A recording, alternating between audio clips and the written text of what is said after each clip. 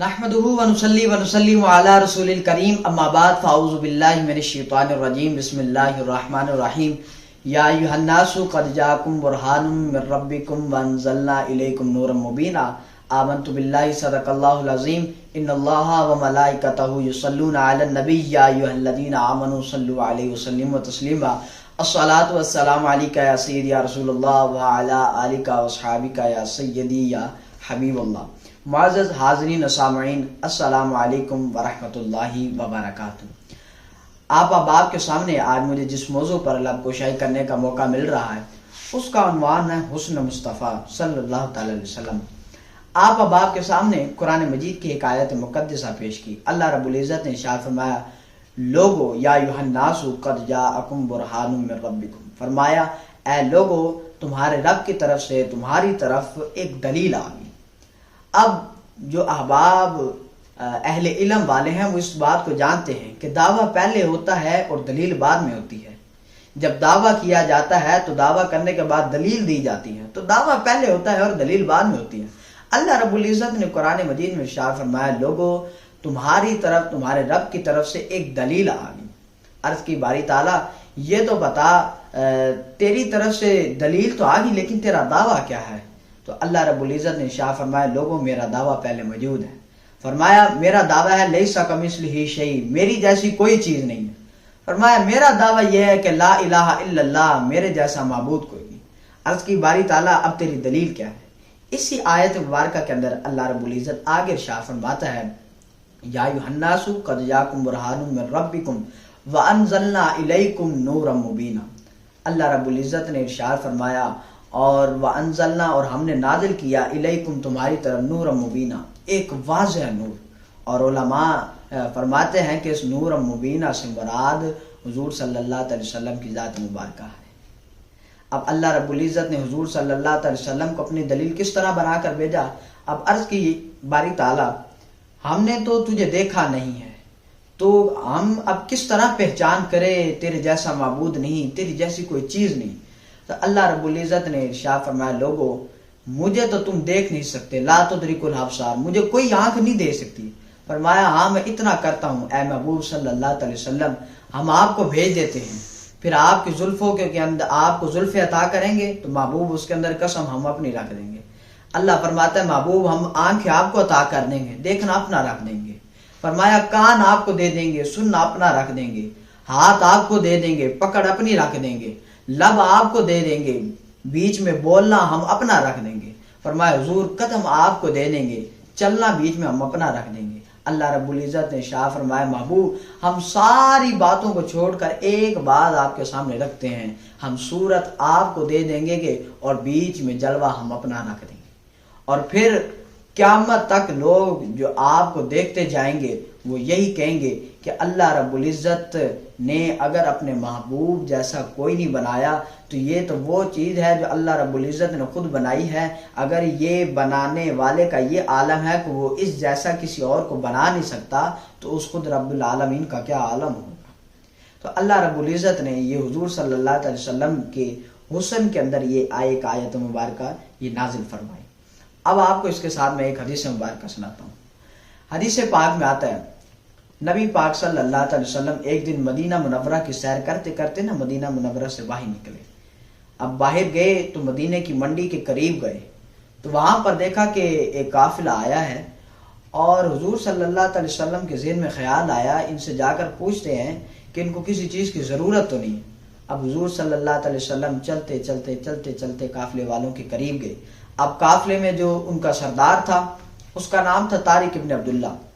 حضور صلی اللہ علیہ وسلم نے اس سے پوچھا، فرمایا طارق آج مدینہ کی منڈی میں کیا کرنے آئے ہوں؟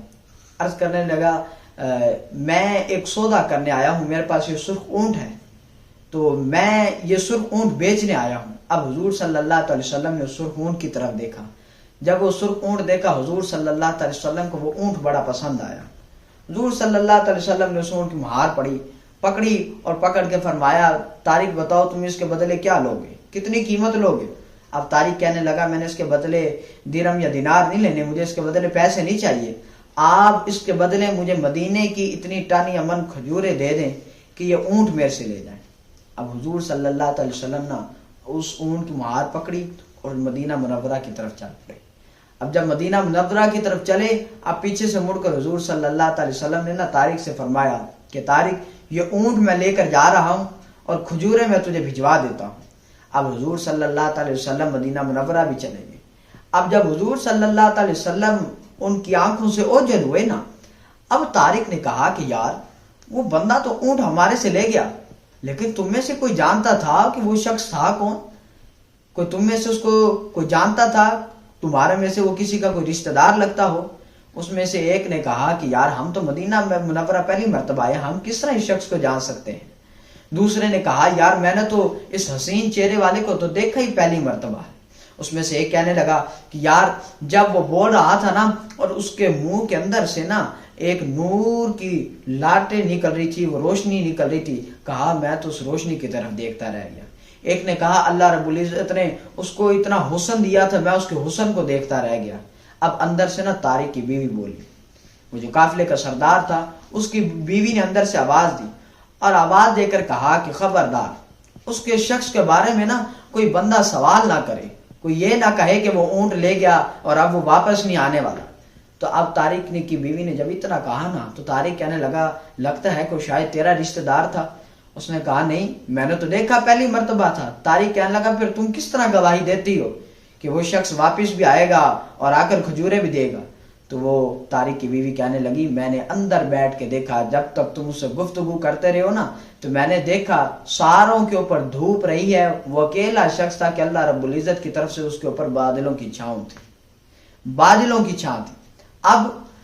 اب وہ طارق کہنے لگا اب یار کیا کریں، وہ اونٹ تو لے گیا۔ وہ عورت کہنے لگی پریشان نہ ہونا، وہ اس کے چہرے کا حسن بتا رہا تھا، وہ کبھی جھوٹ نہیں بول سکتا۔ تھوڑی دیر گزری، حضور صلی اللہ علیہ وسلم کے صحابی بھی آئے اور آ کر کھجوریں دی اور دے کے فرمایا کہ طارق کی جو کھجوریں بنتی ہیں یہ تول لینا، یہ جو بچ جائیں یہ بھی حضور صلی اللہ علیہ وسلم کی طرف سے تحفہ سمجھنا۔ اب طارق کہنے لگا کہ یار کھجوریں بعد میں تولیں گے، پہلے یہ بتاؤ وہ اتنا حسین چہرے والا تھا کون؟ وہ ہم سے اٹھ بھی لے گیا تو ہمیں تو اس وقت ہوش نہیں تھی، ہم تو اس کے حسن کی طرف دیکھتے رہ گئے۔ اب صحابہ نے فرمایا اللہ کے بندے تجھے نہیں پتا وہ کون تھا؟ طارق کہنے لگا ہم تو مدینہ پہلی بار آئے ہیں، تو یہ شخص تھا کون؟ تو صحابہ نے فرمایا یہ اللہ رب العزت کی طرف سے آخری رسول اور نبی بن کر آئے ہیں۔ تو طارق کہنے لگا پھر تم لوگ اس کے کیا لگتے ہو؟ تو صحابہ نے فرمایا کہ ہم تو اس کے دروازے کے غلام ہیں، ہم تو اس کے در کے غلام ہیں۔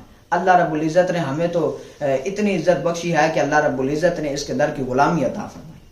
تو اللہ رب العزت نے اپنے محبوب کو اتنا حسین بنا کر بھیجا کہ لوگ جب دیکھتے تو دیکھتے ہی رہ جاتے، اور کسی صحابی کے اندر بھی اتنی جرت نہیں تھی کہ وہ حضور صلی اللہ علیہ وسلم کو اس طرح ٹک ٹکی لگا کر دیکھ سکے۔ روایت میں آتا ہے حضرت ابو بکر صدیق رضی اللہ تعالیٰ عنہ، حضرت عمر فاروق رضی اللہ تعالیٰ عنہ کے علاوہ کوئی بھی صحابی ٹک ٹکی لگا کر حضور صلی اللہ علیہ وسلم کی چہرے کی طرف نہیں دیکھ سکتا تھا۔ کیوں؟ حسن اتنا تھا کہ اللہ رب العزت نے اپنے محبوب کو حسن اتنا عطا کیا تھا کہ جو شخص دیکھتا تھا اس کی روشنی حضور صلی اللہ علیہ وسلم کی چہرے کے حسن کی جو روشنی تھی وہ آنکھوں میں پڑتی تھی، اور لوگ جو ہے پھر وہ اپنی آنکھوں کو جو ہے نگاہوں کو نیچے کر لیا کرتے تھے۔ تو یہ حسن حضور صلی اللہ علیہ وسلم کو اللہ رب العزت نے عطا کیا۔ ہم اللہ رب العزت کی بارگاہ میں دعا کرتے ہیں اللہ رب العزت ہمیں حضور صلی اللہ علیہ وسلم کی سیرت پر عمل کرنے کی توفیق عطا فرمائے، آپ سے محبت کرنے کی توفیق عطا فرمائے۔ آمین وما علینا الا البلاغ المبین۔